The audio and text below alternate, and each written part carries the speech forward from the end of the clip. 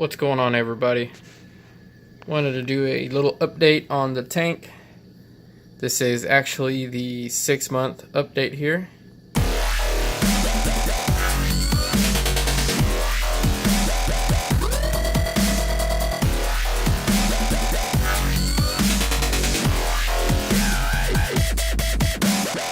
This tank has been running for just a little over 6 months.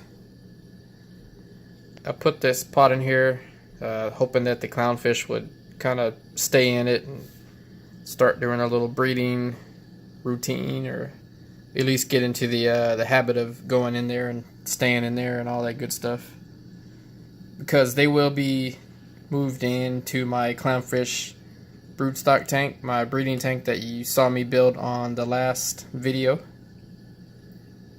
So I just wanted to get them used to it. A few other things are doing pretty good. This Slimer frag right here is actually starting to encrust on the rock. My red Montipora, which I generally always have a problem with Montipora, is actually start to kind of shelf out there, and it's definitely encrusted on the rock as well, as you can see. I went ahead and bought some green Montipora just to see if it'll actually grow, because in one of my past videos you saw kind of right there in the center of the screen I had a grafted Monty cap, and just for some reason it just stayed dulled out, just like that purple Monty is back there. It's just dulled out and it doesn't encrust or doesn't do anything. Now this torch is growing and expanding quite a lot there. I'm probably going to have to move this scully and that hammer there so it doesn't get stung and killed. My Zoa colony is doing pretty good. Still growing like crazy. And speaking of something that's growing like crazy, you can see these, I think they're Pandora pallies. Oops. They're just taking over the frag rack. I'm going to have to frag those up some more and put those on a separate frag rack just by themselves so they don't take over anything else. And let's see, my very first acan that I ever bought like 2 years ago, it's the slowest growing acan that I've ever had. And it's still got probably about 8 or 9 heads. Let me see if I can get a close-up shot here of this Zoa without it. I might have to make it focus here. Whoops. So up front, those are leprechaun Zoas. They've been a pain in the butt for me. They'll lose color, then they'll get the color back, then they'll lose color and get the color back, and they're just the pickiest Zoas that I've ever had.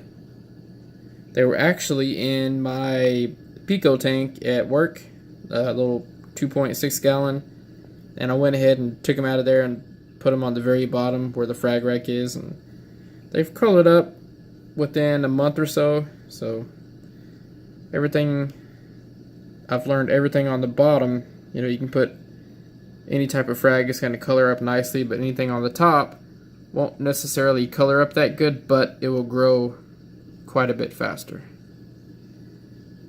Here's my Blasto. Last time you seen it, I believe it had 1 head. Now it split into 2 heads, and I think maybe even a 3rd head back behind there. I haven't really checked.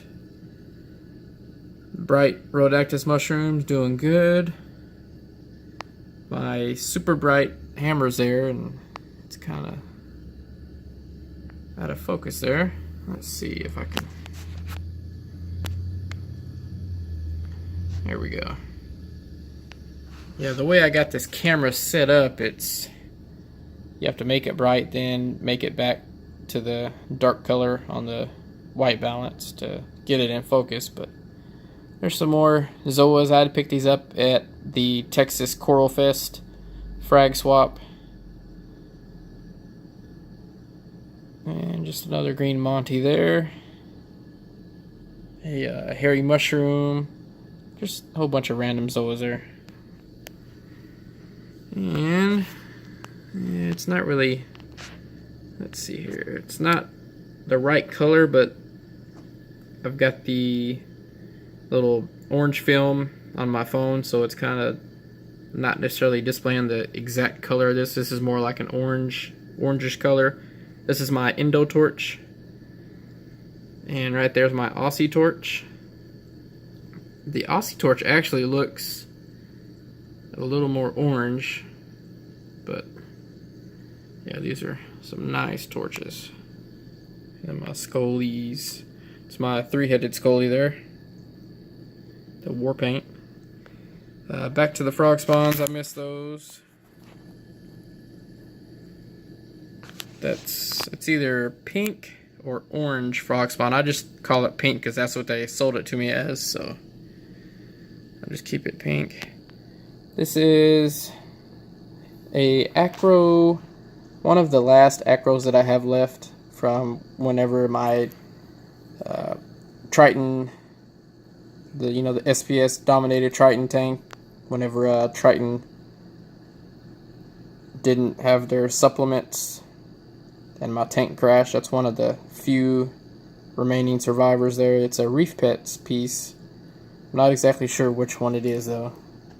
It's definitely growing. I mean, I can tell just from,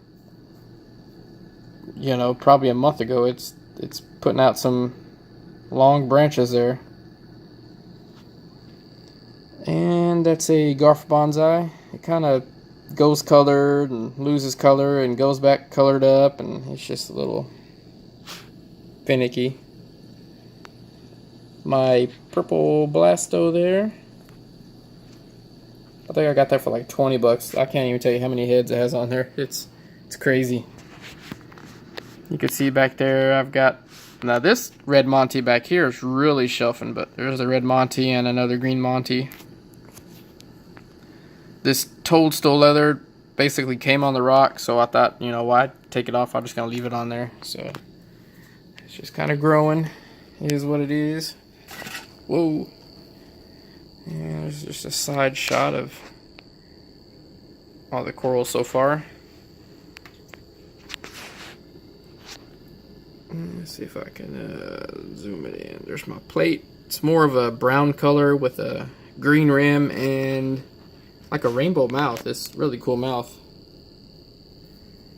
There's my super bright Acantho. I'm gonna feed him after this video here. Haven't fed him in a week, so he's due for a silver side or something. There's another Zoa colony doing good back there. Eagle Eyes and Radioactive Dragon Eyes. I've got a little SPS chunk that fell back there. I'm just gonna kind of leave it back there. It's not doing too bad. And a couple more little SPS here. This one up front, the green one's doing pretty good, but the one right here in the center of the screen seems like it's browning out and not really doing all that well. But I mean, for where it is, it's not getting too much light. And that's basically just a quick overlook of the tank. If you guys like this video at any time, please give a thumbs up. Or if you didn't like it, thumbs down so I know what to work better on. Please subscribe and hit the little bell icon so you can get notified every time I have a video. Thank you guys for watching.